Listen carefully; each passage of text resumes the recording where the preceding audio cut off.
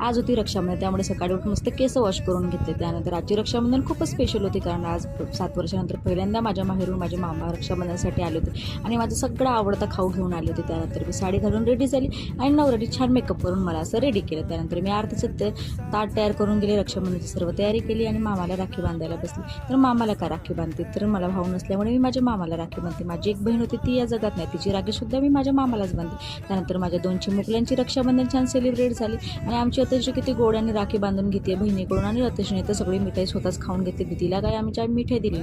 त्यानंतर मी माझ्या सासऱ्यांना राखी बांधून घेतली आणि आमच्या घरी सगळ्यात स्पेशल रक्षाबंधन असते ती माझ्या मोठ्या मुलीचं आणि तिच्या पप्पांचं. मी मुलीला नेहमी सांगते की तुझं रक्षण हे तुझे पप्पाच करणार. त्यासाठी माझी मोठी मुलगी प्रत्येक वर्षी सगळ्या अगोदर तिच्या पप्पाला राखी बांधते आणि असं झालं माझं रक्षाबंधन सेलिब्रेशन खूप छान. त्यानंतर माझे मामा परत गेले. माहेरची माणसं येतात तेव्हा खुशी पण होती, जातात तेव्हा दुःख होते. तुमची रक्षाबंधन कशी झाली नक्कीच कमेंटमध्ये सांगा. Bye bye.